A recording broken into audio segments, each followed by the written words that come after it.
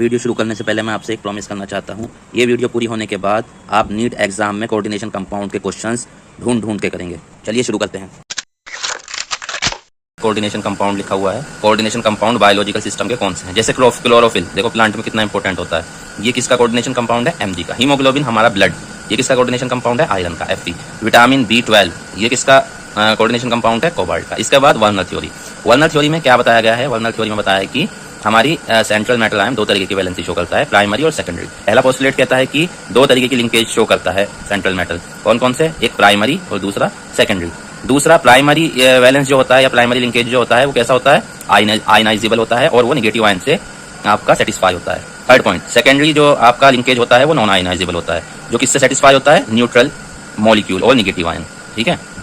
और secondary linkage को हम कोऑर्डिनेशन नंबर भी बोलते हैं और ये फिक्स होता है। फोर्थ, जो सेकेंडरी लिंकेज होता है वो एक स्पेशल अरेंजमेंट शो करता है, यानी ज्योमेट्री। जैसे आपकी क्या हो गई, हम पढ़ते हैं टेट्राहेड्रल, स्क्वायर प्लेनर, ऑक्टाहेड्रल, है ना। तो इन्होंने वर्नर ने कुछ एक्सपेरिमेंट किए थे। अब वो एक्सपेरिमेंट क्या था?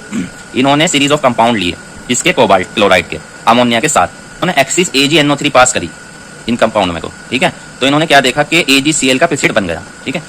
तो इस एक्सपेरिमेंट को अगर कंडक्टिविटी के रिजल्ट के साथ जोड़कर देखें, तब इन दोनों को साथ अगर हम एक्सप्लेन करें तो इस तरीके से एक्सप्लेन कर सकते हैं कि 6 ग्रुप इन ऑल, 6 ग्रुप जो है वो बॉन्डेड रहेंगे, यानी सेकेंडरी वैलेंसी है वो। और कंपाउंड का फॉर्मूला कुछ इस तरीके से होगा, जैसे ये है, यहाँ पर आपका बना हुआ है क्या, या देखो 3 इसके आयन से क्लोराइड के और एक कॉम्प्लेक्स आयन है, तो रेशो क्या हो गया? 1:3। इसी तरीके से यहाँ देख सकते हैं आप। एडिशन कंपाउंड ये क्या होते हैं?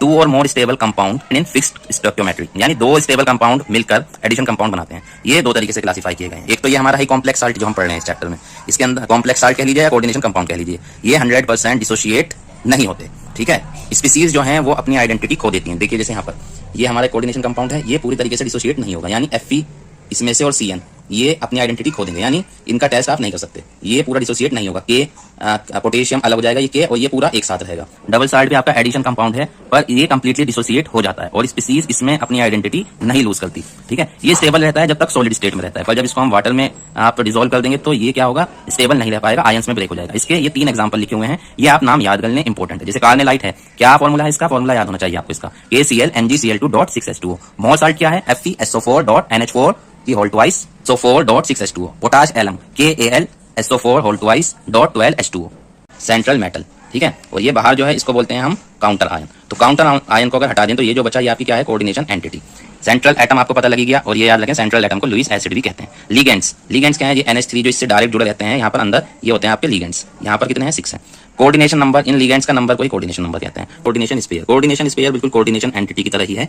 अंदर के पार्ट को हम बोलते हैं कोऑर्डिनेशन एंटिटी, और अगर ब्रैकेट भी यूज ले लेंगे हम और इसके ऊपर चार्ज दिखा देंगे तो कोऑर्डिनेशन स्पेयर बोल देंगे। 6 नंबर पे काउंटर आयन हम पढ़ चुके हैं। ये जो बाहर क्लोराइड आयन है, यहाँ पर क्लोराइड जुड़ा हुआ है, ये आपका क्या है? Counter ion. कोऑर्डिनेशन पॉलीहेड्रॉन, ये जो आपका अंदर लिगेंड्स हैं ये किसी ज्योमेट्री जैसे 6 है तो ऑक्टाहेड्रल ज्योमेट्री जो बनेगी उसी को बोलते हैं कोऑर्डिनेशन पॉलीहेड्रॉन। ऑक्सीडेशन नंबर हम निकालेंगे, जैसे यहाँ पर क्लोरीन का -1 होता है तो इसका, और 3 है क्लोरीन के, तो इसका ऑक्सीडेशन नंबर 3 आ जाएगा। और हेमोलैक्टिक और हेटेरोलैक्टिक, जैसे यहाँ NH3 6 अंदर जितने भी लिगेंड्स हैं एक ही तरीके के हैं तो इसको होमोलैक्टिक कहेंगे। अगर इसके अलावा मान लो NH3 के यहाँ 3 होते हैं और क्लोरीन के भी 3 अंदर होते हैं लिगेंड्स, तो इसको हेटेरोलैक्टिक बोलते हैं। डेंसिटी क्या होता है? नंबर ऑफ डोनर एटम कितने हैं आपके, लिखा हुआ है ना, यूनिडेंटेट, डाइडेंटेट, यानी यूनिडेंटेट के अंदर नंबर ऑफ डोनर एटम 1 होता है, डाइडेंटेट में 2 एटम डोनेट हैं, बल्कि पॉलीडेंटेट में 2 से ज्यादा होते हैं। डेंटेट के अंदर आपके 2 डोनर एटम होते हैं पर एक टाइम में एक ही डोनेट करता है, तब इसमें पॉलीडेंटेट होता है एक तरीके से, पर जितने की रिक्वायरमेंट सेंट्रल एटम को होती है उतने ट्रांसफर करता है ना। चिलेट क्या होता है? चिलेट आपका जैसे डाइडेंटेट या पॉलीडेंटेट है तो वो सेंट्रल मेटल से जुड़कर क्या करता है? एक रिंग बना लेता है, उसी को बोलते हैं आप चिलेट। इसमें ये लिखा हुआ है नोट। कोऑर्डिनेशन नंबर में हम फाइंड करने के लिए यूज करते हैं सिग्मा बॉन्ड। पाई बॉन्ड अगर बन रहा है तो उसको हम काउंट नहीं करते। नॉमेनक्लेचर एंड फॉर्मूला, तो देखिए इसमें कुछ रूल्स याद रखने हैं आपको। जैसे ligand should be name alphabetically, मतलब लिगेंड्स का जो नाम देंगे हम वो अल्फाबेटिक ऑर्डर में देंगे। और ये ध्यान रहे, ये जो डाई, ट्राई, बिस और ट्रिस ये यूज करते हैं ये काउंट नहीं होंगे, कभी आप इससे कंफ्यूज हो। और एनायनिक लिगेंड जो होंगे उनके एंड में लगेगा O, जैसे क्लोरीन में क्लोराइड हो। और कॉम्प्लेक्स आयन अगर आपका एनायन होगा तो मेटल के एंड में लगेगा 8। ठीक है। जैसे यहाँ नाम देते हैं, देखिए ये पहला वाला है जैसे, तो इसको आप कैसे नाम देंगे? तो इसमें आपको क्या नजर आ रहा है? 3 आपके अमीन है तो ट्राई अमीन, और अमीन की स्पेलिंग देख लीजिए, यही लिखनी है AMMINE, अमीन, है ना। और ट्राई एक्वा, क्रोमियम और 3 क्लोरीन जुड़े हुए हैं क्योंकि ये न्यूट्रल लिगेंड्स हैं। क्रोमियम 3rd क्लोराइड, इसके नंबर्स नहीं लिखते हैं। इसके बाद ये सेकंड का नाम देना है हमें, तो इसमें आपका 3 आपके इथेन 1,2 डायमीन जुड़ा हुआ है, तो इसमें पहले से ही आपका डाई आ रहा है तो इसलिए हम इसका नाम दिया हमने ट्रिस।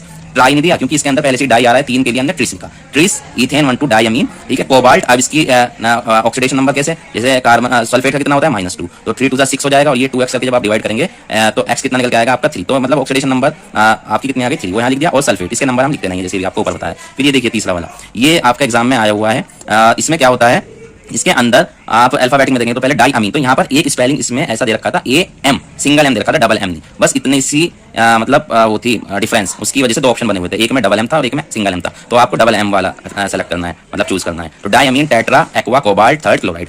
ये 4th नंबर पर जो आपका ये फॉर्मूला लिखा हुआ है, ये आपका NCERT में दे रखा है और ये नीट में पूछा गया है।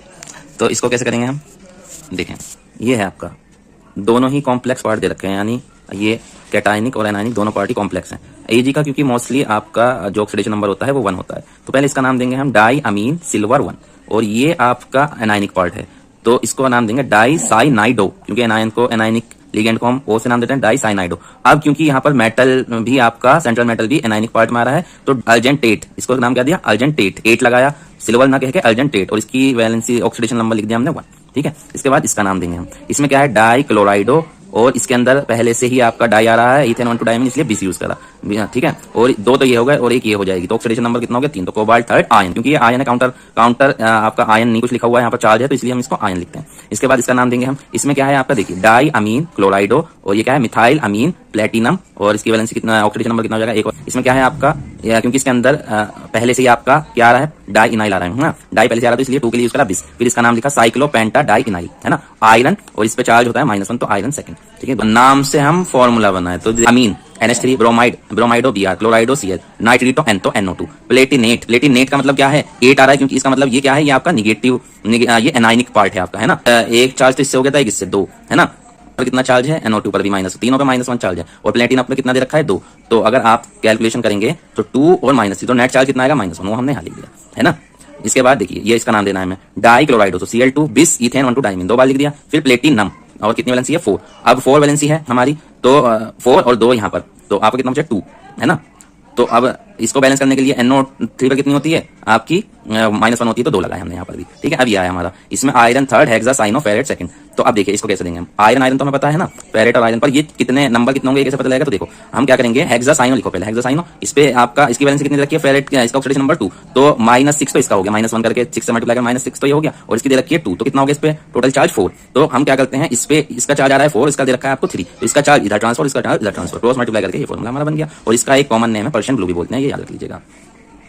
Isomerism same formula but different arrangement of atom, है ना, फॉर्मूला सेम रहता है पर अरेंजमेंट जो रहती है एटम की वो डिफरेंट रहती है, और इसी की वजह से इनकी फिजिकल और केमिकल प्रॉपर्टी अलग अलग होती है। ये 2 तरीके का होता है मेनली, कौन सा, एक स्टीरियो आइसोमर और एक स्ट्रक्चरल आइसोमर। स्टीरियो आइसोमर में बॉन्ड सेम रहता है और स्ट्रक्चरल आइसोमर में बॉन्ड डिफरेंट होता है। तो स्ट्रक्चरल आइसोमर के अंदर सबसे पहले लिंकेज हमें पता लग जाता है, इसके अंदर एम्बिडेंटेड लिगेंड मौजूद होता है। एम्बिडेंटेड मतलब जो जिसमें 2 डोनर एटम होते हैं पर एक टाइम में एक से जुड़ता है। फिर सेकंड है कोऑर्डिनेशन, इसमें क्या होता है, कोऑर्डिनेशन में जैसे आप ये एग्जांपल देख सकते हैं, यहाँ पर दोनों के दोनों आपके इसमें कॉम्प्लेक्स रहते हैं, कैटायनिक पार्ट भी और एनायनिक पार्ट भी, और लिगेंड का एक्सचेंज हो रहा है, CO के साथ CN चला गया देखिए, और CR के साथ NH3 आ गया, है ना ये।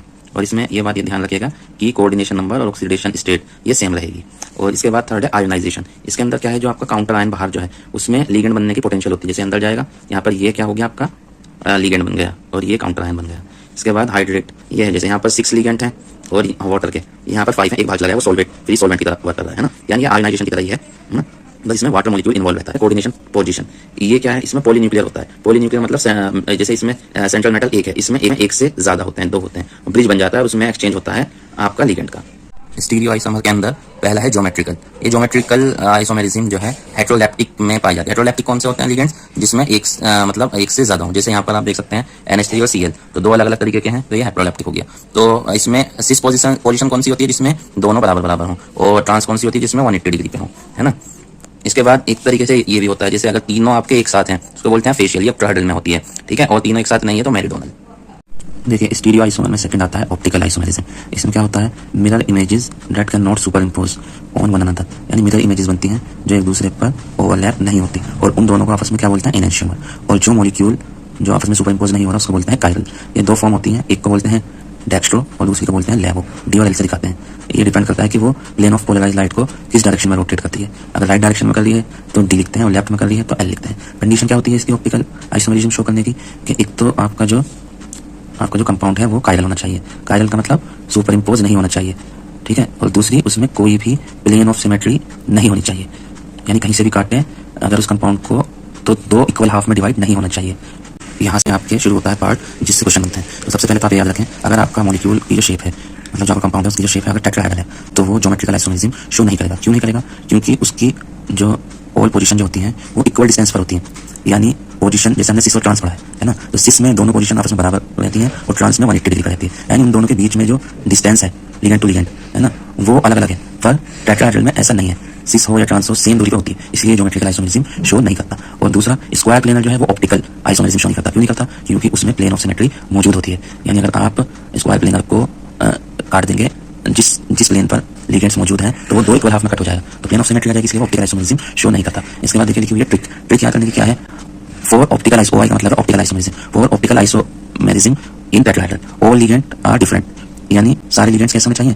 डिफरेंट होना चाहिए। मोनोडेंटेट के केस में अगर ऑप्टिकल आइसोमेरिज्म शो करनी है तो टेट्राहेड्रल की बात कर रहे हैं। टेट्राहेड्रल ज्योमेट्रिकल तो शो करेगा ही नहीं, पर ऑप्टिकल शो कर सकता है, ठीक है। तो इन्होंने बताया कब शो करता है, जब चारों के चारों लिगेंड आपके अलग अलग होंगे। और अगर आपका डाइडेंटेट है, डाइडेंटेट में दोनों लिगेंड अनसिमेट्रिकल होने चाहिए, तब आपका टेट्राहेड्रल ऑप्टिकल आइसोमेरिज्म शो कर सकता है। और इसको अगर स्क्वायर प्लेनर की बात करें तो हम क्या करते हैं स्क्वायर प्लेनर में हम ट्रांसपोजिशन चेक करते हैं। अगर ट्रांसपोजिशन अलग अलग है तो ज्योमेट्रिकल आइसोमेरिज्म पॉसिबल हो जाता है, वरना नहीं होता। जैसे ये M83B लिखा हुआ है, इसके हम ट्रांसपोजिशन बना के देखेंगे, है ना। जैसे मैंने यहाँ बना रखी है, देखिए ए बी, एक तो ट्रांसपोजिशन हो गई AB और AA, है ना। अब मैंने क्या करा, B को इधर पहुंचा दिया, A इधर आ जाएगा, तो अब ट्रांसपोजिशन क्या आएगी AA AB, ठीक है।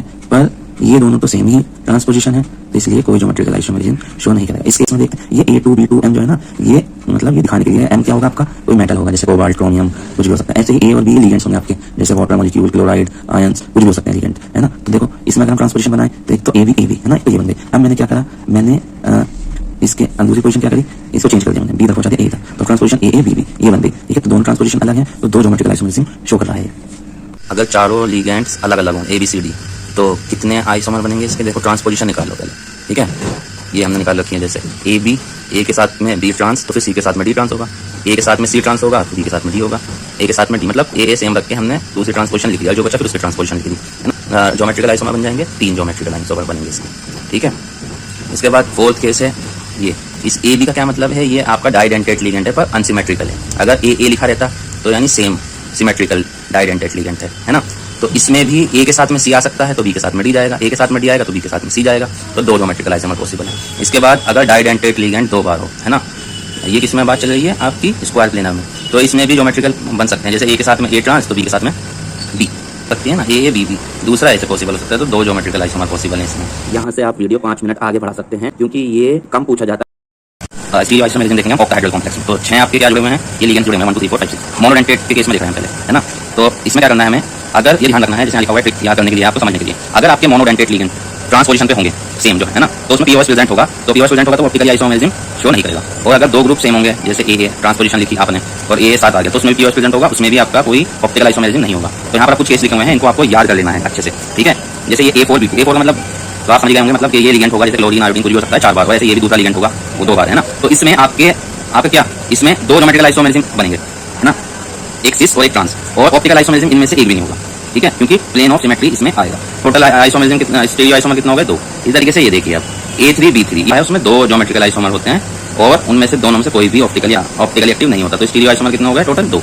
अब बात आती है अगर 6 के 6 डिफरेंट तो 15 ज्योमेट्रिकल आइसोमर बनेंगे, 15 के 15 ऑप्टिकली एक्टिव होंगे, तो टोटल कितना हो 30 आइसोमर। इसमें क्या है A2 B2 C2, इसमें ये देखो बना के देख रखी है पोजीशन, ट्रांसपोजिशन बनाइए, A के साथ में A ट्रांस तो B के साथ में B हो सकता है, C के साथ में C, A के साथ A ट्रांस बनाया, B के साथ में C, B के साथ में C हो जाएगा ट्रांस, यानी बच्चों को अरेंज कर लें हम इस तरीके से। अगर B ट्रांसपोजिशन पे हो तो ये बच्चों को ऐसे अरेंज करोगे आप, है ना, AC आप सोच होंगे A, अगर AC कर दिया तो ये तो ऊपर वाले केस बन जाएगा, इसलिए हमने A के साथ में C लिया, तो बाकी क्या बचा AC दूसरी होंगे, है ना। इसके बाद CC को अगर हम ट्रांसफर ले लें तो ये पोजीशन बनेगी और एक केस ये बनता है। तो अभी हमने जैसे नोट में पढ़ा था, दो सेम आ गए तो ये तो ऑप्टिकली एक्टिव नहीं होगा, क्योंकि इसमें POS आ जाएगी, इसमें POS, इस तरीके से सब में POS आ जाएगी, इसमें नहीं आएगी, तो यही ऑप्टिकली एक्टिव है ना। तो टोटल कितने बने 1 2 3 4 5 से ज्योमेट्रिकल आइसोमर हो गए और ये ऑप्टिकली एक्टिव है, तो इसका एक मिरर इमेज होगी 2 वो हो गए, तो टोटल आपके कितने हो गए, ये टोटल 6 लिखा हुआ है। 6 क्यों लिखा हुआ है यहाँ पर, 7 होना चाहिए था, 7 इसलिए क्योंकि ये वाला ज्योमेट्रिकल आइसोमेरिज्म में तो आपने काउंट कर दिया, तो इस वाले का मिरर इमेज काउंट करेंगे सिर्फ जब हम टोटल करेंगे, तो इसलिए 6 हो गए, और ना डबल काउंट हो जाएगा ज्योमेट्रिकल में भी और ऑप्टिकल में भी, है ना, तो गलत हो जाएगा, इसलिए टोटल 6 आए हमारे। तो ये भी तो केस बन सकता है। तो इसमें टोटल कितने आपके ज्योमेट्रिकल आइसोमर बनेंगे? इसमें बनेंगे आपके 3। ऑप्टिकली एक्टिव कोई नहीं होगा, टोटल 3 हो गए। ऐसा मतलब स्टीरियो आइसोमर 3 हो गए। इसके बाद अगर आप यहाँ देखें आपके क्या करा, एक को 3 रहने दिया और तीनों बाकी के 3 अलग ले लिए, है ना। तो इसमें कितने आपके आइसोमर बन रहे हैं? अब देखो यहाँ से आप कहेंगे याद नहीं होगा, प्रैक्टिस करेंगे तो आपके याद हो जाएगा। ये देखो इसमें क्या है, ज्योमेट्रिकल आइसोमर कितने बन रहे हैं इसमें? 4, और उनमें से एक ऑप्टिकली एक्टिव है, तो कितना हो गया टोटल? 4 और एक का मिरर इमेज बनी होगी तो टोटल हो गया 5, है ना। अब एक 3 की जगह A2 ले लो, तो A2 जब हमने लिया तो एक केस तो बन सकता है A2 B2 C2, ये भी हमने ऊपर पढ़ा है ना। एक ये हो सकता है अब क्या, A2 B2 और लास्ट वाले को CD कर दिया। तो इसमें कितने आपके ज्योमेट्रिकल आइसोमर बन रहे हैं? इसमें बन रहे हैं आपके 6, जिनमें से 2 ऑप्टिकली एक्टिव है, तो टोटल हो गया आपके 8। अब क्या करा, आपके A को 2 ही रहने दिया और इसको हमने क्या करा, B भाई ये डबल लिया था ना, इनको अलग कर दिया चारों को, तो इसमें बनेंगे आपके में 9, 6 ऑप्टिकली एक्टिव, टोटल हो गए 15। इसके बाद लास्ट में अगर 6 के 6 ही अगर आप अलग कर दें तो 15 बनते हैं, और 15 के 15 ऑप्टिकली एक्टिव होते हैं, टोटल हो जाते हैं 30। इसके बाद अगर हम बात करें डाइडेंटेट की, डाइडेंटेट में क्या है आपका, मतलब डाइडेंटेट में भी सिमेट्रिकल अगर हो, जैसे ये, तो एक केस तो ये बनता है ये ज्योमेट्रिकली एक्टिव नहीं होगा, ऑप्टिकली एक्टिव होगा तो 2 बन गए, एक D और एक L, है ना, ब्लैकस्टोल लेवो, तो 2 हो गए। इसके बाद A3 की जगह A2 कर दिया और बाकी में मोनोडेंटेट लिगेंड ले लिया, है ना। तो इसमें कितने बनेंगे आपके? इसमें बनेंगे भाई एक पोजीशन BV की आप करेंगे, एक सिस पे आ जाएगा, एक ट्रांस पे आ जाएगा, तो 2 हो गए। उसमें से आपका ट्रांस वाला तो ऑप्टिकली एक्टिव नहीं होगा क्योंकि उसमें POS आ जाएगी, सिस वाला ऑप्टिकली एक्टिव हो सकता है ना। तो टोटल कितने हो जाएंगे? 3। इसके बाद आया ये आपके देखो A3 था, 2 करा, फिर आपके एक बार ले लिया, तो बाकी के जो आपकी पोजीशंस हैं वो B2 C2 से फुलफिल हो सकती है। तो इसमें आपके कितने ज्योमेट्रिकली आइसोमर बनेंगे? इसमें बनेंगे आपके 3, एक ऑप्टिकली एक्टिव होगा, तो टोटल हो गए 4। अब यहाँ देखो अब क्या करा, ये जो लास्ट वाला था मतलब सारी पॉसिबिलिटी हम एक्सप्लोर कर रहे हैं इसमें। आपके C2 को बदल मतलब अलग अलग ले लिए, CD में 4, जिनमें से 2 ऑप्टिकली एक्टिव में, टोटल 6 हो गए। इसके बाद AA को सेम रखा और बाकी चारों को अलग अलग ले लिया, तो 6 बनेंगे, 6 के 6 ऑप्टिकली एक्टिव होंगे, टोटल हो गए 12।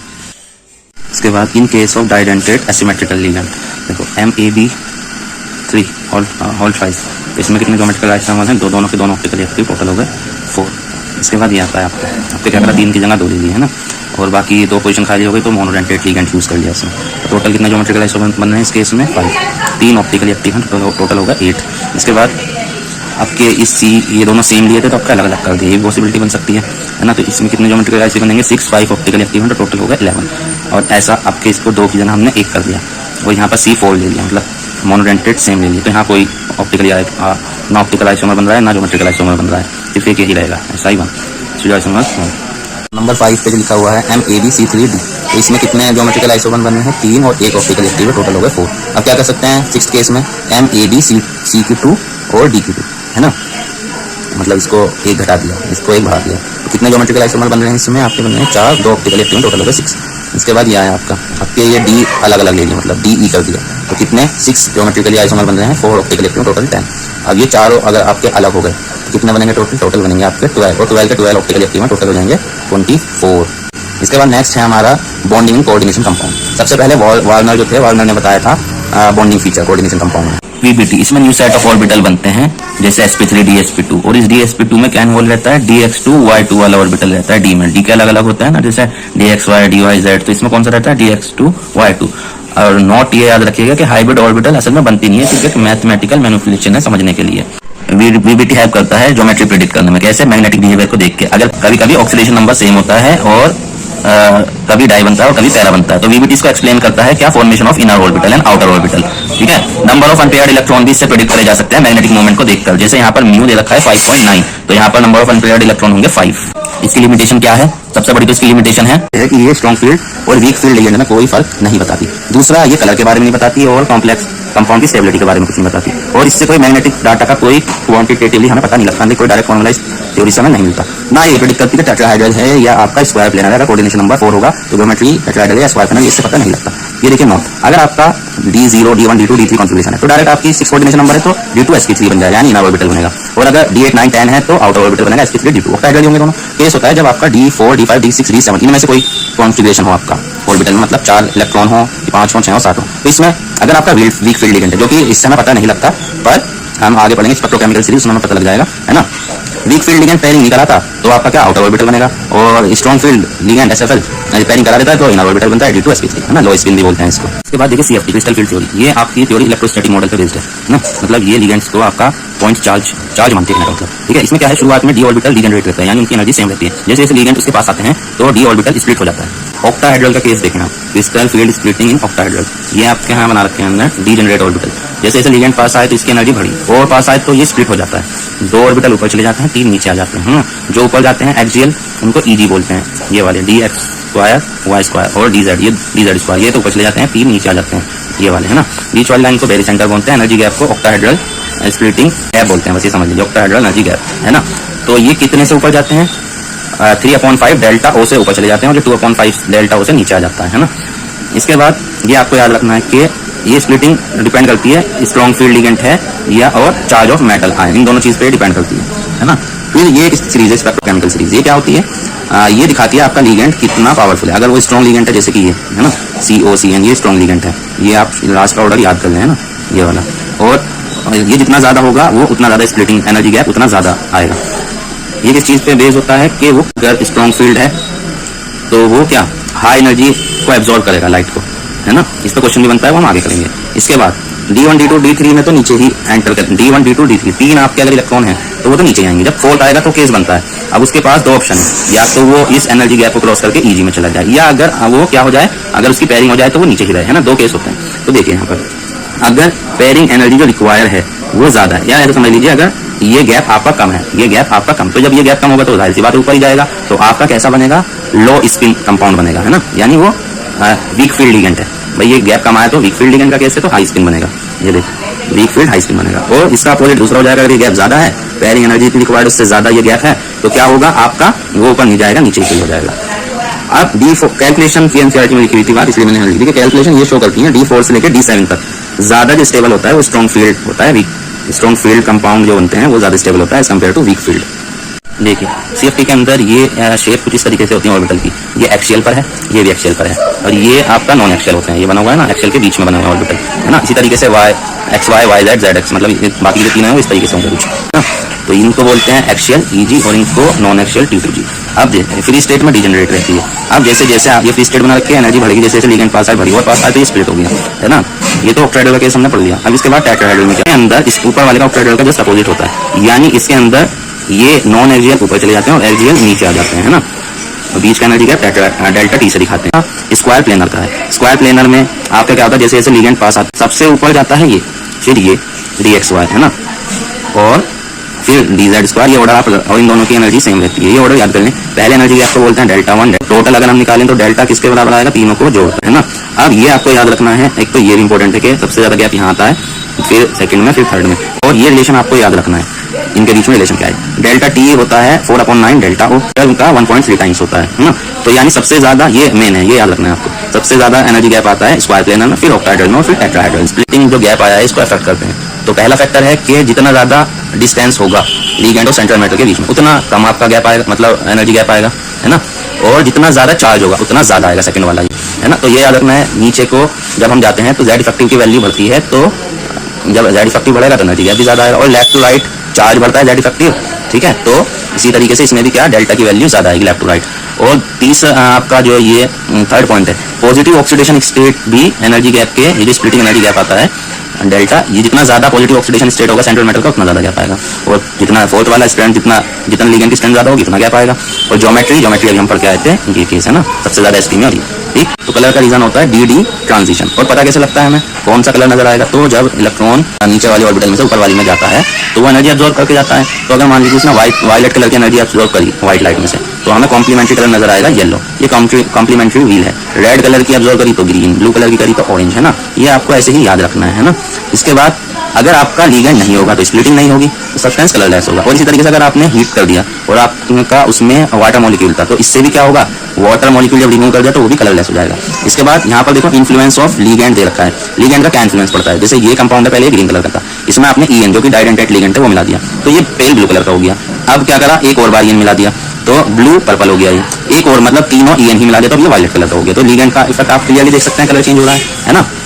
इसके बाद कलर ऑफ सम जेमस्टोन्स, ये हमारी हेडिंग है। इसमें क्या है, जैसे कि एनसीईआरटी में दे रखा है आपका रूबी क्रिस्टल होता है, जिसके अंदर कौन सा Al2O3 मॉलिक्यूल रहता है ना। इसके अंदर अगर 0.5 से 1% क्रोमियम थर्ड आयन मिक्स होता है, मतलब हो जाएगा, तो क्या होता है, इसके कारण DD ट्रांजिशन हो जाएगा, जिसकी वजह से ये कलर हो जाएगा। इस तरीके से एक और दे रखा है एमराल्ड, ये भी एक जेम स्टोन है, मतलब पत्थर है, कलर है ना। इसके अंदर भी क्या होता है, इसके अंदर भी Cr3+ ऑक्टाहेड्रल साइट ले लेता है, इसका फॉर्मूला भी लिखा हुआ है B3Al2Si6O18।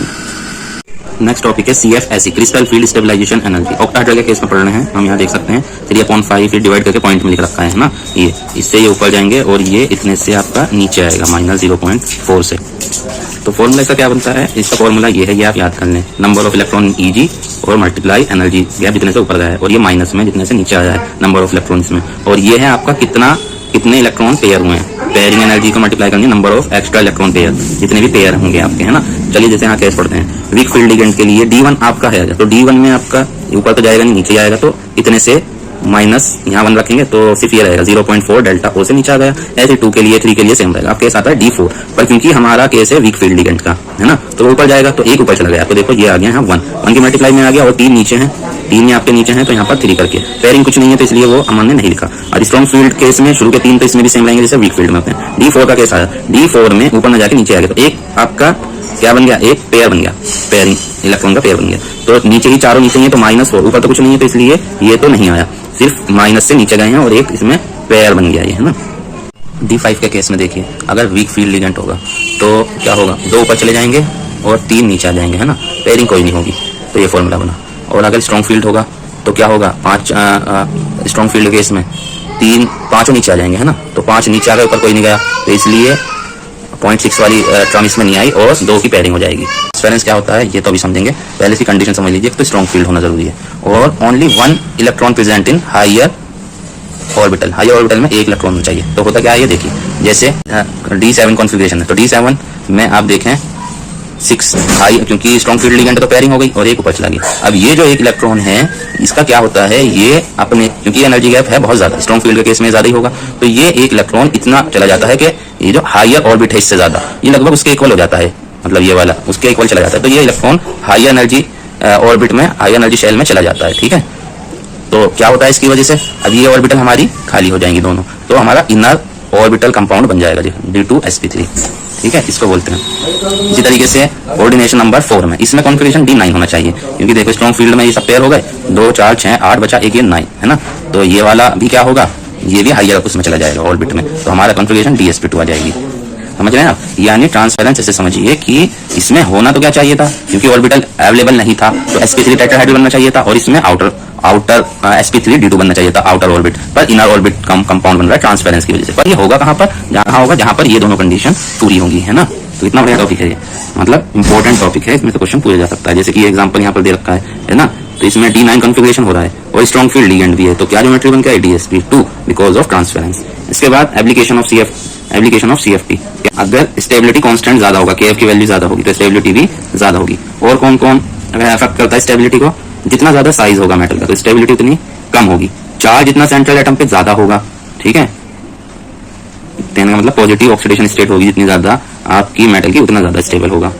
इसके बाद स्ट्रेंथ लिगेंड की जितनी ज्यादा होगी स्टेबिलिटी उतनी ज्यादा होगी, जितने ज्यादा चिलेट रिंग प्रेजेंट होगी उतनी ज्यादा स्टेबिलिटी होगी, फॉर्मेशन कांस्टेंट जितना ज्यादा होगा KF उतनी ज्यादा स्टेबिलिटी होगी, और इफेक्टिव न्यूक्लियर चार्ज जितना ज्यादा होगा सेंट्रल एटम पर, अभी हम देखेंगे इफेक्टिव न्यूक्लियर चार्ज कैसे निकालते हैं, इफेक्टिव एटॉमिक नंबर, है ना, तो जितना इफेक्टिव न्यूक्लियर चार्ज ज्यादा होगा सेंट्रल एटम का उतनी स्टेबिलिटी ज्यादा होगी।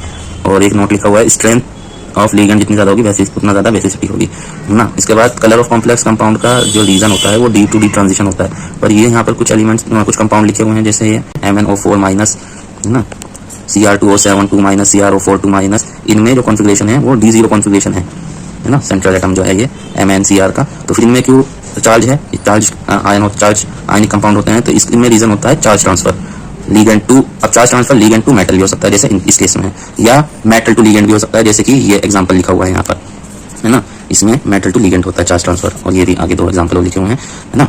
इसके बाद charge transfer metal to metal भी हो सकता है, जैसे कि ये केस लिखा हुआ है। अब एक नोट है, ये बात आपको ध्यान रखनी, जितना ज्यादा स्ट्रॉन्ग फील्ड, इससे क्वेश्चन बनते हैं वहाँ, जितना ज्यादा स्ट्रॉन्ग फील्ड लिगेंड होगा, क्रिस्टल फील्ड जो एनर्जी गैप होता है उतना ज्यादा होगा, तो उतनी ज्यादा एनर्जी की वो लाइट एब्जॉर्ब करेगा और वेवलेंथ उतनी ही कम होगी, क्योंकि एनर्जी इतनी ज्यादा होती है वेवलेंथ उतनी कम होती है। इसके बाद नेक्स्ट टॉपिक है जॉन टेलर डिस्टोर्शन, JTD। ये क्या है, इसमें जो रेगुलर ऑक्टाहेड्रल शेप होती है वो थोड़ी डिस्टोर्टेड हो जाती है, जैसे यहाँ पर देखें, यहाँ पर क्या हो रही है, थोड़ी सी एलोंगेट हो गई, तो टेट्रागोनल एलोंगेशन, और यहाँ पर क्या हो रहा है, यहाँ पर आपकी कंप्रेस हो गई, मतलब ये ज्यादा हो गई लेंथ और ये वाली लेंथ कम हो गई, है ना। रीजन इसका होता है unsymmetrical filling of d orbital, है ना। और अब यहाँ ध्यान दें, अनसिमेट्रिकल फीलिंग अगर T2G की होगी, तो वीक जॉन टेलर डिस्टोर्शन देखने को मिलेगा, और अनसिमेट्रिकल फीलिंग अगर EG की होगी तो स्ट्रॉन्ग डिस्टोर्शन देखने को मिलेगा, और अगर होगी नहीं अनसिमेट्रिकल फीलिंग होगी यानी अगर सिमेट्रिकल फीलिंग होगी तो नो जॉन टेलर डिस्टोर्शन। जैसे D3 या आपका D3 में नीचे वाला जो आपका T2G रहेगा वो फिल रहेगा, इसलिए इसमें नो जॉन टेलर डिस्टोर्शन। इसमें वीक देखो ये D4 है, D4 के अंदर क्या है EG अनसिमेट्रिकल है, क्या होगा स्ट्रॉन्ग जॉन टेलर डिस्टोर्शन देखने को मिलेगा। और ये किस केस में होगा, वीक फील्ड लिगेंड के केस में होगा। ये लिमिटेशन ऑफ CFT ये सक्सेसफुली एक्सप्लेन करती है formation, structure, colour, magnetic property बहुत हद तक, बट इनने जो एजम्पशन लिया हुआ है कि लिगेंड पॉइंट चार्ज होता है, तो इसके हिसाब से तो एनायनिक लिगेंड जो है वो सबसे ज्यादा स्ट्रॉन्ग होने चाहिए थे, पर हम स्पेक्ट्रोकेमिकल सीरीज में देखते हैं कि वो वीक फील्ड लिगेंड होते हैं, ठीक है। और दूसरा ये कोवेलेंट कैरेक्टर को कंसिडर नहीं करती है ना, ये इसकी लिमिटेशन थी। इसके बाद आपका एक टॉपिक है ये stability of coordination compound. Stability of coordination compound में हमें ये देखना है कि हमारा जो डिग्री ऑफ एसोसिएशन है, मैग्नीट्यूड होता है स्टेबिलिटी फॉर्मेशन या इक्विलिब्रियम कांस्टेंट का, वो स्टेबिलिटी को शो करता है, और वो क्या होता है आपका KF है ना, या यहाँ पर ये देखिए ये लिखा रखा है β4। अगर हम स्टेप वाइज कांस्टेंट निकालें, मतलब ये जो बना होगा अगर इसको स्टेप बाय स्टेप बनाए, एक L जुड़ा तो ये बन गया, दूसरा जुड़ा तो ये बन गया, इसी तरीके से तो स्टेबिलिटी कांस्टेंट जो आएंगे step by step K1 K2, तो फाइनल स्टेबिलिटी कांस्टेंट इन सबको मल्टीप्लाई करके बना सकते हैं। और एक बात ये भी है, वैसे ये 100% तो नहीं है, जनरली कह सकते हैं कि हम जो ये सक्सेसिव जो स्टेबिलिटी कांस्टेंट आते हैं ये डिक्रीज होते हैं, यानी K1 K2 से छोटा और K2 K3 से छोटा, पर ये जनरल रूल नहीं है। और इसके बाद अगर आपको डिसोसिएशन कांस्टेंट निकालना हो तो डिसोसिएशन कांस्टेंट रेसिप्रोकल कर देंगे 1/β4, तो आपका डिसोसिएशन कांस्टेंट आ जाएगा। बॉन्डिंग इन मेटल कार्बोनिल, यानी इसमें हम सिनर्जिक बॉन्डिंग पढ़ेंगे। ये क्या होता है, इसमें मेटल और कार्बन के बीच में जो बॉन्ड होता है, ठीक है, वो S और P दोनों कैरेक्टर लगता है।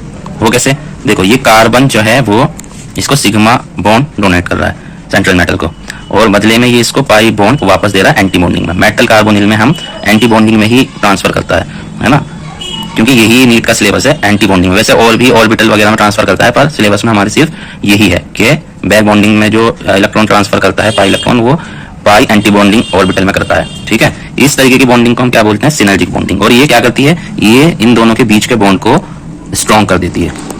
इसके बाद मेटल का निगेटिव ऑक्सीडेशन स्टेट होगी, यानी उसकी अगर ऑक्सीडेशन स्टेट कम होगी है ना, तो एक्सटेंट ऑफ सिनर्जिक बॉन्डिंग ज्यादा होगी। अगर ज्यादा पॉजिटिव ऑक्सीडेशन स्टेट है तो एक्सटेंट ऑफ सिनर्जिक बॉन्डिंग कम होगी। इसी तरीके से सेकंड वाले में है एक्सटेंट ऑफ सिनर्जिक बॉन्डिंग कब ज्यादा होगी, जब बॉन्ड ऑर्डर आपका ज्यादा होगा, यानी अगर बॉन्ड ऑर्डर ज्यादा है तो सिनर्जिक बॉन्डिंग भी ज्यादा है मेटल और कार्बन के बीच में। थर्ड क्या है, अगर आपका बॉन्ड ऑर्डर ज्यादा होगा तो बॉन्ड लेंथ कैसी होगी, कम होगी, सीधी सी बात है। तो फोर्थ वाले में जितना ज्यादा आपका सिनर्जिक बॉन्डिंग हो, जितना ज्यादा आपका बॉन्ड एनर्जी होगी मेटल कार्बन के बीच में, उतनी ज्यादा आपकी क्या होगी, सिनर्जिक बॉन्डिंग होगी। और पांचवा है बॉन्ड ऑर्डर।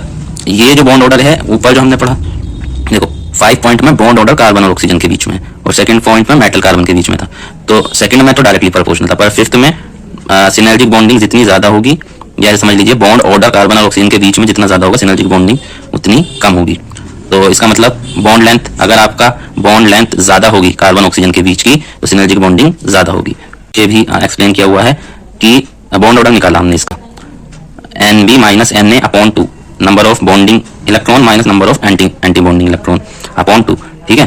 तो जो आपका इलेक्ट्रॉन एंटर करता है वो एंटी बॉन्डिंग में एंटर करता है, ठीक है। तो जब Na बढ़ेगा तो बॉन्ड ऑर्डर क्या होगा, आपका घटेगा, ठीक है। अब बॉन्ड ऑर्डर घटेगा तो सिनर्जिक बॉन्डिंग बढ़ेगी। इसके बाद आपका जो क्वेश्चन बनता है वो इस तरीके से बनता है, ये देखिए कुछ कंपाउंड दे रखे हैं आपके, VCO6 माइनस, इसको A कहा है, CrCO6B, और थर्ड है आपका MnCO6+X।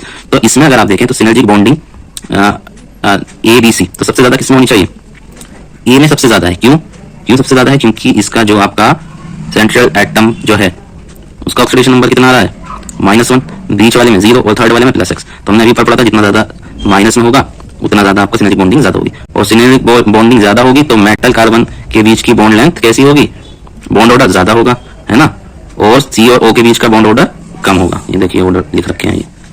इसके बाद देखिए क्लासिफिकेशन ऑफ लिगेंड। तो लिगेंड का क्लासिफिकेशन सबसे पहले किया है चार्ज के बेसिस पे। तो चार्ज के बेसिस पे 3 तरीके से डिवाइड कर सकते हैं। कैसे, न्यूट्रल, ये कुछ यहाँ पर न्यूट्रल लिगेंड्स लिखे हुए हैं, जैसे H2O, NH3, CO, NO, EN, C6H6, P, PH3 की होल ट्राइफिनाइल फॉस्फीन बोलते हैं इसको, PY, पायरिडीन, BPY ना, EPC, ये सब क्या है, न्यूट्रल आपके लिगेंड्स हैं। सारे नहीं लिखे हुए हैं पर मोस्टली यही आपको देखने को मिलेंगे। इसके बाद दूसरे तरीके के लिगेंड आपके आते हैं, ये है एनाइनिक, इन पे माइनस चार्ज होता है ना, ये लिखे हुए Cl minus Br minus I minus, है ना। इसमें आपको NH2 माइनस एमाइडो, एसीटेटो, NH2 माइनस इमाइडो, है ना, NH2 माइनस इमाइडो, सल्फेटो, कार्बोनेटो, ऑक्सिलेटो, GLY ग्लाइसाइनेटो, है ना।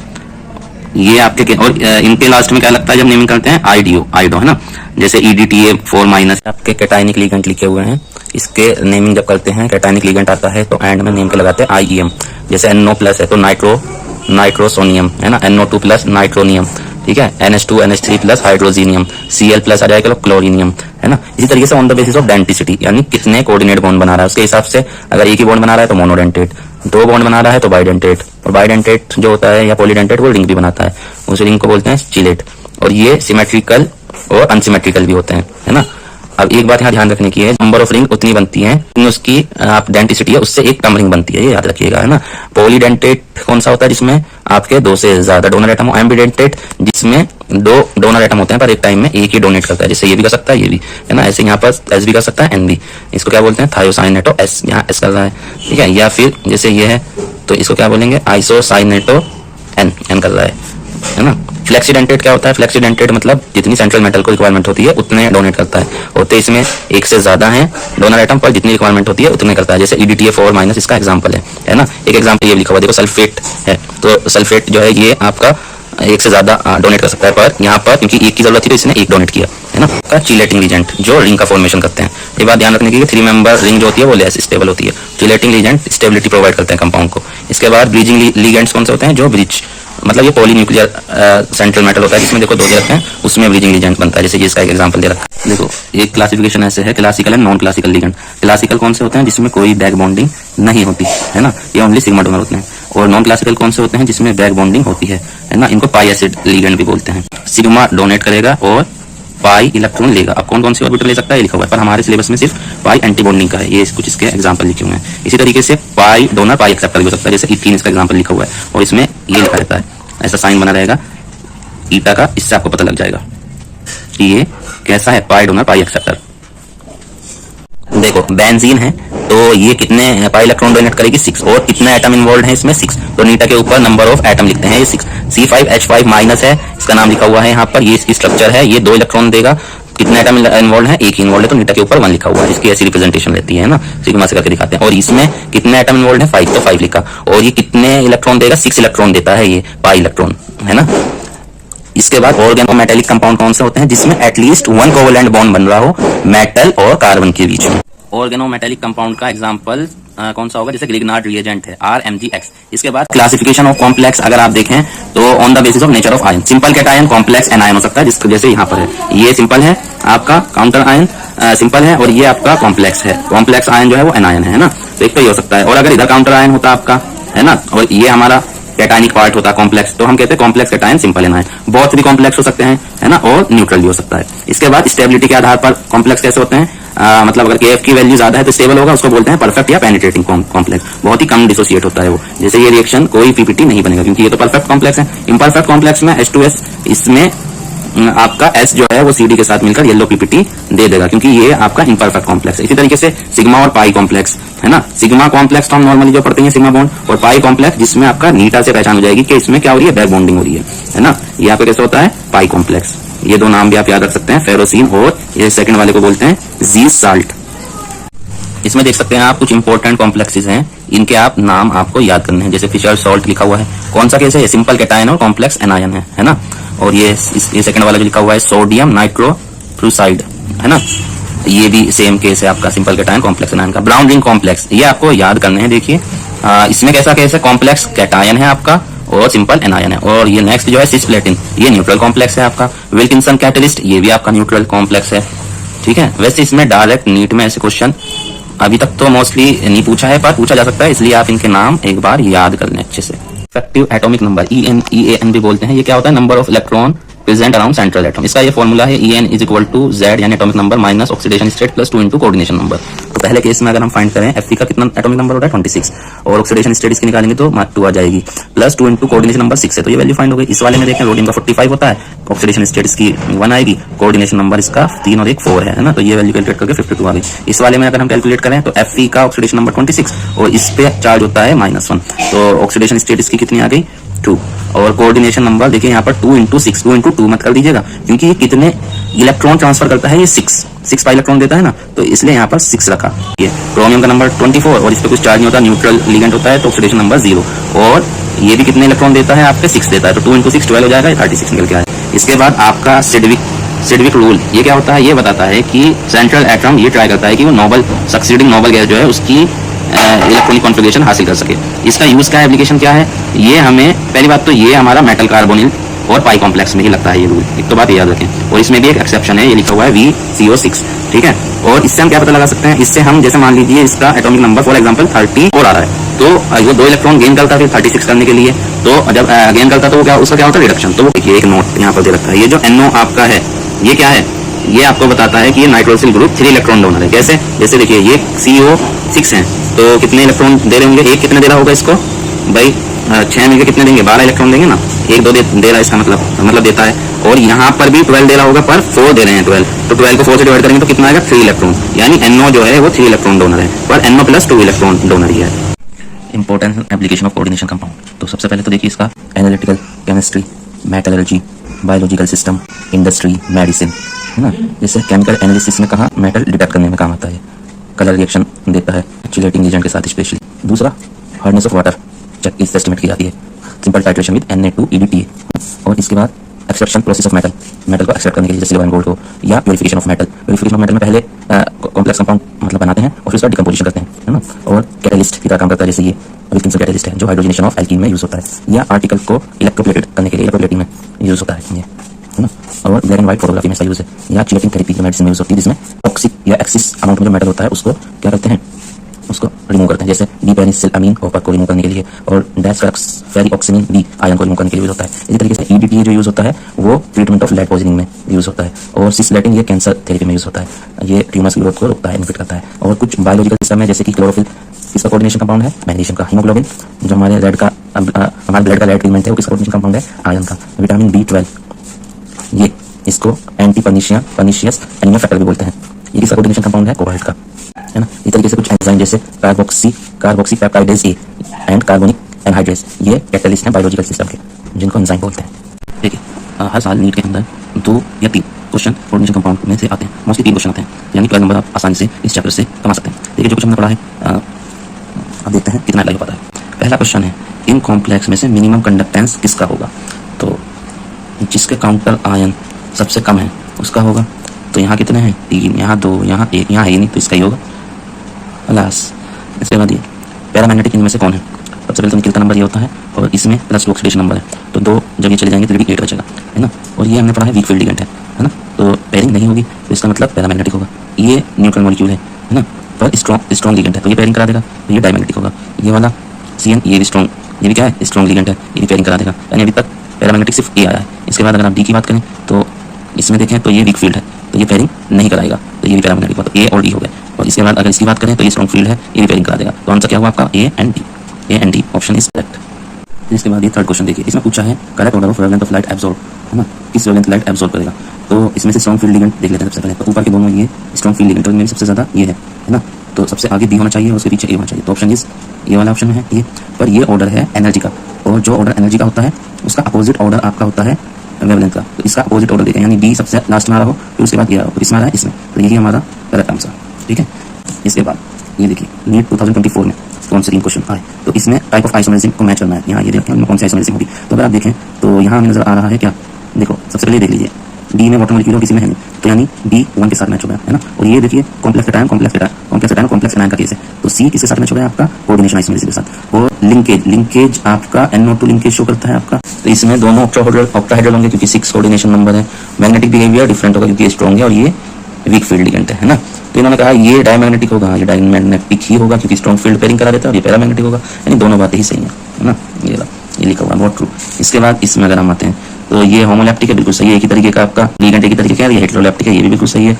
इसमें वन टाइप है और इसमें मोर देन वन टाइप है, दोनों बात बिल्कुल सही है, बहुत ट्रू है ना। कितने इजी क्वेश्चन आ रहे हैं आप देखें। देखिए ये क्वेश्चन नंबर 7 नीट 2023 में क्या आया, होमोलैप्टिक कॉम्प्लेक्स बनाना है, बताना है, यानी एक ही तरीके का क्या हो। ट्राई अमीन ट्राई एक बार दो तरीके का आ गए, नहीं। पोटेशियम ट्राई ऑक्सिलेटो, इसमें ही एक तरीके का आ रहा है, यही आंसर। इसके बाद आगे में सब में दो तरीके के हैं। इसके बाद अगर आप देखें लेसिग्नेट एक्सट्रैक्ट, नाइट्रोजन और सल्फर दोनों प्रेजेंट है, तो ब्लड रेड कलर इस वजह से आ रहा है, तो इसकी वजह से आता है, HCN बनता है ना, इसको याद कर लें आप। और लेसिग्नेट टेस्ट हम आगे डिटेल में पढ़ेंगे। देखिए इसमें कहा है मोस्ट स्टेबल कंपाउंड कौन सा होगा इनमें, तो जिसमें सबसे ज्यादा आपकी चिलेट टिंगरिंग बन रही हो, ये इसमें बन रही है, तो यही सबसे ज्यादा स्टेबल होगा। So simple. 2022 के देखते हैं क्वेश्चन हम। इसमें पूछा है कि IUPAC नेम बताइए कॉम्प्लेक्स का। ये देखो मैंने बताया था ना नोट्स में, आपको डायरेक्ट पूछा गया है ये NCERT में। तो क्या ऑप्शन क्या है इसका, डाई एक्वा सिल्वर 1 और फिर क्या डाई साइनाइडो आइजेंटेट 1। अब ये ऑप्शन देखते हैं हम कहाँ है, पहला ही ऑप्शन है, तो ये राइट आंसर, ठीक है।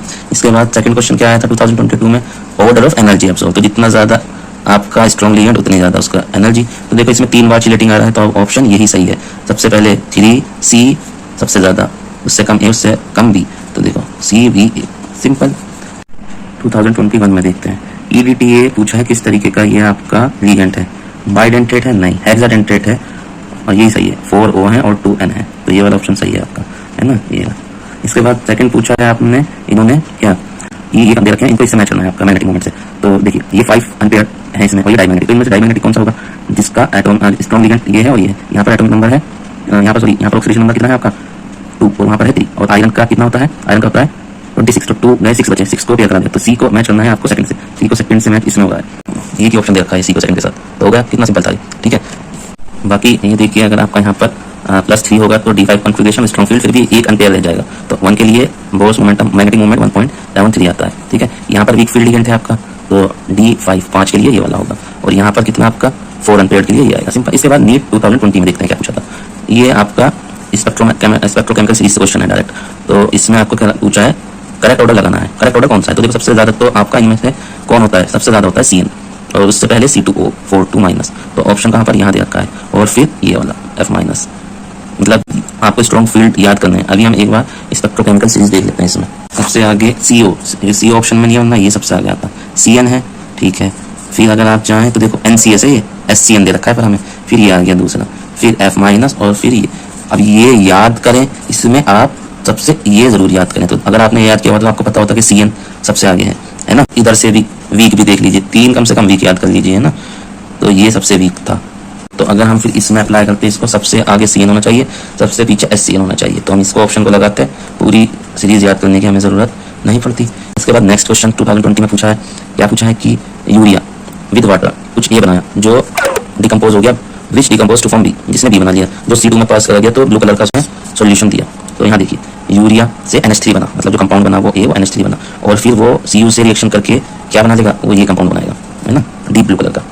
इसके बाद तीसरा क्वेश्चन क्या पूछा 2020 में, तीसरा पूछा है कोऑर्डिनेशन नंबर को हाइब्रिडाइजेशन के साथ मैच करना है, तो 4 में ये दोनों हो सकते हैं, बिल्कुल सही है, मतलब ये तो बिल्कुल सही है, इनको मैच करना है। तो 4sp3 क्या होता है, टेट्राहेड्रल, तो फर्स्ट मैचेस विद थर्ड, तो ये मैच विद थर्ड, ये दे रखा है और ये दे रखा है ना। फिर B में देखिए B से पता लग जाएगा, B क्या है आपका स्क्वायर प्लेनर, तो B 4 के साथ, तो ये वाला ऑप्शन सही हो गया आपका, बस इतना इजी क्वेश्चन था। देखिए 2019 में क्या क्वेश्चन पूछा था, ये दे रखा है, तो इसमें कॉन्फ़िगरेशन बतानी है T2G और EG की, है ना। तो स्ट्रॉन्ग फील्ड लिगेंड है, तो क्या कराएगा ये, ऑक्सीडेशन नंबर 2 है, यानी 6 इलेक्ट्रॉन होंगे और उनको पेयर करा देंगे, तो 3 मतलब 6 के 6 आपके T2G में आ जाएंगे, तो ऑप्शन इज यही सही ऑप्शन है। कितना इजी क्वेश्चन पूछा है, कौन सा स्टेबल नहीं होगा, तो सिलिकॉन के साथ 6 क्लोरीन स्टेबल नहीं रह सकते स्टेरिक हिंड्रेंस के कारण, तो कितना इजी क्वेश्चन पूछ लिया है। इसके बाद 18 के देखते हैं, ये दे रखा है, इसमें पूछा है कि ये कौन सा आपका आइसोमेरिज्म शो करेगा। ऑप्शन क्या दिया है, ज्योमेट्रिकल कोऑर्डिनेशन नहीं होगा, आयनाइजेशन नहीं होगा, लिंकेज नहीं, तो बच्चा क्या ज्योमेट्रिकल, अरे यार। इसके बाद देखो D ट्रांजिशन पूछा है और कहा है कि पैरामैग्नेटिक और होना चाहिए, सिर्फ इसके अंदर आपका D1 कॉन्फ़िगरेशन आएगा, इसके अंदर ये वाला MnO4 2- के अंदर एक आएगा, वरना जितने भी आपके ये हैं इनमें सब में D0 कॉन्फ़िगरेशन आएगा, मतलब ये तो आप याद ही रख लीजिए, CRO ये वाला और ये तीनों याद रख लीजिए आप, इनमें D0 कॉन्फ़िगरेशन होता है, ठीक है। तो मोनो एक ही आपका सेंट्रल एटम एक है, तो मोनो न्यूक्लियर हुआ, कितना सिंपल है। अभी तक जितने भी क्वेश्चन आए हैं, इस क्वेश्चन में सबसे ज़्यादा दम था, क्योंकि इसमें है दम, तो यही है सिंगम। हम देखो इसमें क्या हुआ था, इसमें नॉर्मली बच्चे किसके साथ जाते, क्योंकि स्ट्रॉन्ग फील्ड लिगेंड है, तो इसमें मोस्टली स्क्वायर प्लेनर के साथ जाते, है ना। पर क्योंकि यहाँ पर लिगेंड इफेक्ट लग रहा है, क्योंकि स्ट्रॉन्ग फील्ड लिगेंड है और निकल की ऑक्सीडेशन नंबर यहाँ पर 0 है ना। तो 4s के इलेक्ट्रॉन बचे हुए हैं, तो ये इतना स्ट्रॉन्ग फील्ड लिगेंड है कि ये 4s के इलेक्ट्रॉन मतलब d के तो पेयर कराता है, 4s के उठा के भी d ऑर्बिटल में शिफ्ट कर देता है। तो अब जब d ऑर्बिटल बचा ही नहीं तो sp3 की कॉन्फिगरेशन बनेगा आपका। ये शॉर्ट ट्रिक लिखी हुई भी है ना, कि निकल अगर 0 कॉन्फिगरेशन ऑक्सीडेशन स्टेट में आ जाए और स्ट्रॉन्ग फील्ड लिगेंड प्रेजेंट हो तो sp3 बनता है। ठीक है, बहुत ही अच्छा क्वेश्चन था ये, मजा आ गया इसको करके, याद रखिएगा इसको। ठीक है, तो हम किसके साथ जाएंगे, टेट्राहेड्रल डायमैग्नेटिक के साथ। 2013 में देखते हैं क्या पूछा था मैंने।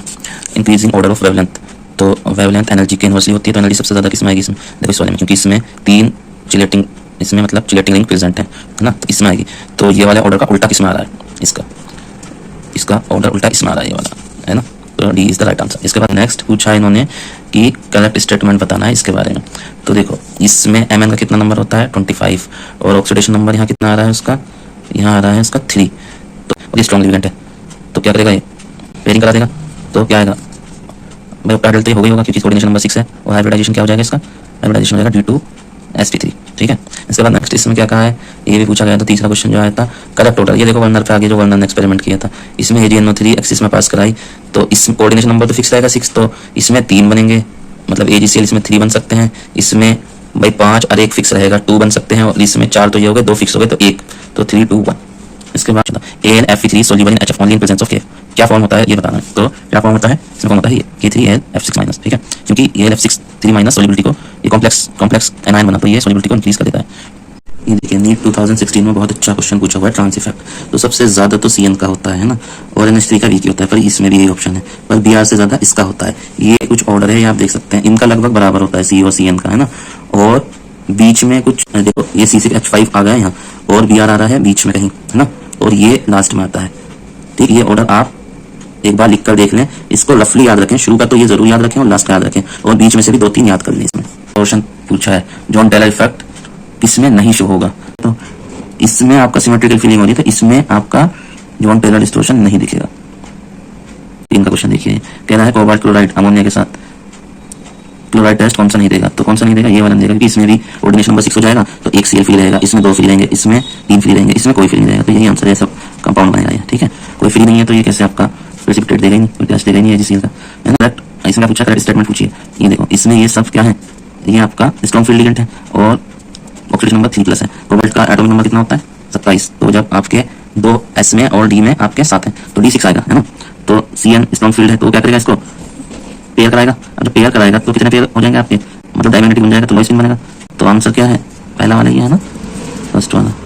ठीक है, इसके बाद electrolyte same one half factor बताना है, इसमें कितने आपके आयंस बनेंगे, इसमें बनेंगे 5 आयन, 2 इसके 3 इसके, है ना, तो टोटल 5 आयन बन रहे हैं, तो इनमें से 5 इसमें बनेंगे, 5 इसमें बनेंगे, 4 और 1 ये 1 5। ठीक है, तो answer is this one. IPMT 2014 में जो क्वेश्चन आया है, zero crystal field stabilisation energy बतानी है, तो ये हमने पढ़ा था, ये फॉर्मूला होता है, बस ये मैंने बाहर लिख रखा है, इसको अंदर मल्टीप्लाई करेंगे दोनों में आ जाएगा, तो हमने जो पढ़ा था बिल्कुल ये वही फॉर्मूला है, ऐसे भी लिख सकते हैं ना। तो क्योंकि सब कैसे वीक फील्ड लिगेंड दे रखा है वाटर, तो ये तो होगा ही नहीं पेयरिंग इसमें, तो ये तो हट जाएगा। अब ये जब हम रखेंगे इसमें D5 कॉन्फ़िगरेशन आ जाएगी, है ना भाई, 26 नंबर होता है, तो D5 कॉन्फ़िगरेशन आ जाएगी, तो जब यहाँ फिल करेंगे आप 2 यहाँ और 3 यहाँ पर, तो कितना 1.2 माइनस करके 0 आ जाएगा। राइट, आप ऐसे याद रख सकते हैं, अगर D0 D5 D10 कॉन्फ़िगरेशन हो तो CFSC 0 होती है, परफेक्ट सिमेट्रिकल होता है क्योंकि वो, है ना। कैंसर एजेंट कौन सा है, तो सिस्प्लेटिन, कौन सा है सिस्प्लेटिन, ये इसका आंसर हो गया। इसके बाद तीसरा क्वेश्चन, मैग्नेटिक मूवमेंट ये कब होगा, जब 1 अनपेयर्ड इलेक्ट्रॉन के लिए होता है ये, तो 1 अनपेयर्ड इलेक्ट्रॉन में से किस में होगा, देखो इसमें निकल में 2 जाएंगे, तो इसमें तो पेयरिंग हो जाएगी, इसमें तो 0 होगा, ये तो आंसर होगा नहीं। कॉपर के केस में जब 1 अनपेयर्ड इलेक्ट्रॉन होगा, क्यों, क्योंकि D9 कॉन्फ़िगरेशन बनेगा, तो 1 अनपेयर्ड होगा, तो इसका आंसर यही होगा। इसमें पूछा है नंबर ऑफ AgCl प्रेसिपिटेटेड, तो ये आपका कंपाउंड है, इसका फॉर्मूला क्या बनेगा पहले तो देख लीजिए, डाइक्लोरो, ठीक है, और एक क्लोराइड आयन बाहर है, काउंटर आयन है, तो यानी एक आपका AgCl का 1 बनेगा, है ना, 3 क्लोराइड आयन प्रेजेंट है पर 1 ऑक्साइड है, तो जब कैलकुलेशन करेंगे हम तो 0.01 मोल तो आ गया, और कंसंट्रेशन जब वॉल्यूम रखेंगे लीटर में कन्वर्ट करके 0.01, तो आंसर क्या जाएगा 0.001, ये वाला आंसर हो गया इसका।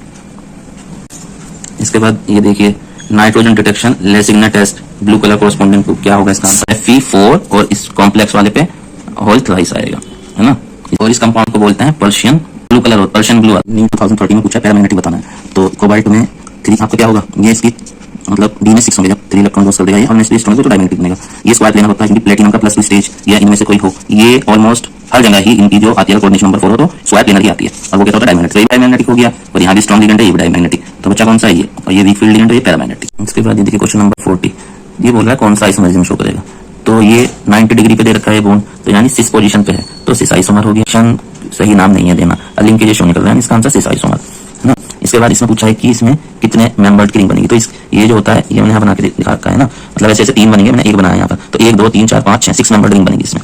इसमें क्या पूछा है, डाई मैग्नेटिक कौन सा होगा इनमें। तो ये स्ट्रॉन्ग फील्ड है, ये है, और एक ये है पर स्ट्रॉन्ग फील्ड, पर इसमें आ रही है D8 कॉन्फ़िगरेशन, ठीक है। तो D8 आ रही है तो स्ट्रॉन्ग फील्ड इसको पेयर कर देगा स्क्वायर प्लेनर। और इसकी बात करें, इसमें आ रही है आपका D5, तो पेयर भी करेगा जब भी ये पैरामैग्नेटिक ही रहेगा, है ना। पूरी तरीके से पेयर नहीं हो पाएगा ना, एक तो फिर भी पेयर अगर कर दिया तो 5 है, तो पहले ऑर्बिटल में 2 हो गए, दूसरे में 2 हो गए, तीसरे में 1, तब भी एक पैरामैग्नेटिक तो तब भी रहेगा ना ये। इसके बाद ये वाला देखते हैं पैरामैग्नेटिक बिहेवियर इनमें से किसमें होगा। तो 6 कोऑर्डिनेशन नंबर है, और तो D8 के लिए आउटर ऑर्बिटल बनेगा sp3 D2, ठीक है। पर तो इसमें पैरामैग्नेटिक रहेगा ना, 2 इलेक्ट्रॉन आपके रहेगा 10 पेयर, तो पैरामैग्नेटिक है। जिंक में ये तो 10 होते हैं, इसमें तो डायमैग्नेटिक होगा। इसके अलावा बात करें क्रोमियम की, तो 24 होता है इसका, यानी इसमें से कितना 3 ले जाएंगे तो इनर बनेगा इसमें, और उसमें पूछा था आउटर ऑर्बिटल। तो अब आया ये कोबाल्ट, कोबाल्ट का अगर आप देखें तो ये बनेगा D6, ठीक है, और स्ट्रॉन्ग फील्ड लिगेंड है, तो क्या पेयर करा देगा ये इसमें, है ना। तो आंसर क्या है हमारा ये वाला। ऑप्टिकल आइसोमेरिज्म इनमें से चारों में से किसमें नहीं होगी, तो इसमें नहीं होगी क्योंकि इसकी स्ट्रक्चर ऐसी होती है, इसमें प्लेन ऑफ सिमेट्री आ रही है, कोई कार्बन इसमें कार्बन नहीं है, तो यही है इसका आंसर। अगर अमीनो अल्फा अमीनो एसिड की स्ट्रक्चर देखेंगे तो ऐसी आएगी, चारों डिफरेंट ग्रुप जुड़े हुए हैं इससे, है ना। इसी तरीके से लैक्टिक एसिड की अगर आप देखेंगे स्ट्रक्चर तो ऐसी आएगी, इसमें भी चारों डिफरेंट ग्रुप जुड़े हुए हैं। और टार्टरिक एसिड में भी आपका कायरल होता है, तो सिर्फ पहला जो था मैलिक एसिड वही आपका ऑप्टिकल एक्टिव नहीं है, ये दे रखा है कौन सा इनकरेक्ट है। इसकी स्ट्रक्चर DMG की यहाँ बनी हुई है, तो ये आपका बाइडेंटेड भी है, सिमेट्रिकल भी है, ठीक है। तो ज्योमेट्री पे बात आती है, तो ज्योमेट्री स्ट्रक्चर होगी कैसी होगी, ज्योमेट्री स्क्वायर प्लेनर होगी। इसकी इनकरेक्ट कौन सा है, टेट्राहेड्रल, क्योंकि स्क्वायर प्लेनर होगी, टेट्राहेड्रल नहीं होगी, तो यही इसका रॉन्ग है। इसके बाद नेक्स्ट इसमें क्या पूछा है, मिनिमम पैरामैग्नेटिक, तो देखो ये कितना सिंपल है, 3 एम्पियर है भाई, 3 एम्पियर है, तो ये सबसे कम पैरामैग्नेटिक होगा। इसमें पूछा है डायमैग्नेटिक इनमें से कौन सा होगा, सारे वीक फील्ड है, सिर्फ यही स्ट्रॉन्ग फील्ड है, तो यही हमारा डायमैग्नेटिक होगा। इसमें नेक्स्ट कौन सा कोऑर्डिनेशन शो कर रहा है, तो अलग ही नजर आ रहा है, कोऑर्डिनेशन आइसोमेरिज्म शो करेगा, क्योंकि दोनों ही कॉम्प्लेक्स हैं, कैटायन भी और एनायन भी। इसके बाद इसमें देखो चारों अलग अलग लिगेंड जुड़े हुए हैं, तो कितने ज्योमेट्रिकल आइसोमेरिज्म शो करेगा, 3। और लेस सिग्नल एब्स्ट्रैक्ट HNO3 के साथ क्यों बॉइल किया जाता है, तो इसका रीजन क्या है, इसका रीजन है ये Na2S और NaCN को डिकम्पोज कर देता है, ठीक है। अब ये लेस सिग्नल टेस्ट पे बहुत सारे क्वेश्चन आए हैं, ये टेस्ट होता क्या है, इस टेस्ट को सोडियम फ्यूजन टेस्ट भी बोलते हैं। क्यों जरूरत पड़ती है, क्योंकि ऑर्गेनिक कंपाउंड में एलिमेंट कोवेलेंटेड बॉन्डेड होते हैं, उनको डायरेक्ट डिटेक्ट करना मुश्किल होता है, तो उन्हें आयनिक फॉर्म में कन्वर्ट करने के लिए कन्वर्ट करते हैं जिससे वो इजीली डिटेक्ट हो जाए। तो इसमें इसलिए उनमें सोडियम का फ्यूजन करते हैं, सोडियम के साथ हीट करते हैं, है ना। लेसिग्नेट टेस्ट क्या होता है, फ्यूजन के बाद जो रेसिड्यू बचा उसको उसमें वाटर मिला देते हैं और फिल्टर कर देते हैं, जो भी बन के उसको लेसिग्नेट टेस्ट कहते हैं। इसमें आयनिक फॉर्म में एलिमेंट प्रेजेंट होता है। टेस्ट क्या है, जैसे हम नाइट्रोजन का टेस्ट कर रहे हैं, तो नाइट्रोजन के टेस्ट में ये ब्लू कलर आ जाता है, इसकी वजह से CN6 की वजह से, है ना। सल्फर का टेस्ट कैसे, लेड एसिड टेस्ट, इसमें PBS बनता है ब्लैक कलर का। हाइड्रोजन का कैसे करते हैं, इसको बॉइल करते हैं HNO3 के साथ। क्यों बॉइल करते हैं, ये क्या करता है, NaCN और Na2S को डिकम्पोज कर देता है, जिससे ऊपर पूछा था। फिर AgNO3 मिलाते हैं इसमें, ठीक है। फिर क्या होता है, व्हाइट PPT AgCl का बंद किया जाता है, कैसे कलर का, पेल येलो, ब्रोमीन के केस में, आयोडीन के केस में येलो। फिर NH3 का सोल्यूबिलिटी टेस्ट करते हैं, क्यों, ये सोल्यूबल होता है AgCl NH3 में, ये AgCl सोल्यूबल होता है, AgBr पार्शियली सोल्यूबल होता है, Gi इनसोल्यूबल होता है। तो पता लग जाता है आपका कौन सा हाइड्रोजन प्रेजेंट है ना। नाइट्रोजन और सल्फर अगर दोनों हो तो आपका क्या बनता है, ये बनता है SCN, ठीक है, NaSCN। इसकी कलर से ये कैसा कलर का आता है, Fe3+ के साथ कैसा कलर देता है, ब्लड रेड कलर देता है। ट्रैप यहाँ पर अगर N और S दोनों प्रेजेंट होंगे तो ब्लड रेड कलर आएगा SCN की वजह से। और अगर आप सोडियम का फ्यूजन नहीं करेंगे तो ये टेस्ट होगा ही नहीं, कंपलसरी है ये। तीसरा HNO3 को अगर आपने स्किप कर दिया तो आपका रिजल्ट रॉन्ग आएगा, क्योंकि AgCN और Ag2S बन जाएगा, ठीक है। इसके बाद यहाँ देखें क्या पॉइंट याद रखने हैं, HNO3 इनको रिमूव करता है, सॉरी पर्शियन ब्लू। नाइट्रोजन का टेस्ट क्या है, पर्शियन ब्लू कलर आ जाता है। नाइट्रोजन सल्फर का टेस्ट क्या है, ब्लड रेड कलर। और AgCl NH3 में सोल्यूबल हो जाता है, सोडियम फ्यूजन जरूरी होता है। इसके बाद ये याद रखना है, सोडियम फ्यूजन क्यों करते हैं, यानी आयनिक कन्वर्जन करता है, फिर हम कलर टेस्ट करते हैं, इसी को हम लेसिग्नेट टेस्ट बोलते हैं। देखो लेसिग्नेट टेस्ट में ज्यादातर ट्रैप क्या आता है, HNO3 का रोल क्या होता है, ठीक है। हेलोजन टेस्ट से पहले लेसिड ने एक्सट्रैक्ट को कंसंट्रेटेड HNO3 से बॉइल क्यों करते हैं?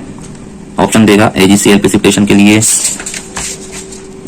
KCP चेंज, मतलब कुछ भी ऑप्शन देगा। तो इसका सही आंसर क्या है? इस Cn- और S2- को रिमूव करने के लिए, मतलब ये इंटरफेरिंग आयंस होते हैं, इनको हटाने के लिए HNO3 ऐड करते हैं, है ना। दूसरा, नाइट्रोजन और सल्फर का टुगेदर टेस्ट जो करते हैं तो कंपाउंड में कौन सा कलर आएगा, है ना। तो इसमें कौन सा कलर आता है? Blue, black, blood red. तो ब्लड रेड, ब्लू टिक नहीं करना है, ब्लू NaCN में आता है, ठीक है, यहाँ पर NaCN बनता है। इसके बाद AgNO3 का, इसमें क्या है? टेस्ट कंफ्यूजन, व्हाइट PPT मिलता है, क्या ये Cl- को कंफर्म करता है? हमेशा नहीं, क्योंकि व्हाइट PPT तो AgCN का भी बन सकता है, ठीक है। तो कंफर्म के लिए क्या करना पड़ेगा? NH3 में अगर सोल्यूबल हो रहा है तो कंफर्म होता है कि Cl- प्रेजेंट है। और सोडियम फ्यूजन तो कंपलसरी होता है। इस पे कैसे आता है? देखो, डायरेक्ट ऑर्गेनिक कंपाउंड से हेलोजन डिटेक्ट कर सकते हैं, मतलब ये क्वेश्चन बन सकता है, ठीक है। तो आंसर है नहीं। हमें सोचने से स्टूडेंट को ऐसा लग सकता है कि AgNO3 डायरेक्टली यूज कर सकते हैं, ऐसा नहीं होता। कोवेलेंट को पहले आयनिक बनाना पड़ेगा और उसके लिए Na फ्यूजन कंपलसरी है। ब्लैक प्रेसिपिटेशन टेस्ट क्या है? ब्लैक PPT लेसिड टेस्ट इंडिकेट क्या करता है? तो सल्फर को करता है। नाइट्रोजन के साथ भी इसमें बच्चे कंफ्यूज हो जाते हैं, ठीक है, ठीक है। ये 5 सेकंड में अगर आप देखें, HNO3 क्लीन इंटरफेरेंस, कौन कौन से आयंस थे वो? Cn- और S2-। Blue colour and black colour sulphur, yellow white halogen और NH3 के साथ सोल्यूबल होता है तब, ठीक है, क्योंकि व्हाइट प्रेसिपिटेट AgCN का भी बना था। और red colour, blood red colour nitrogen plus sulphur होता है।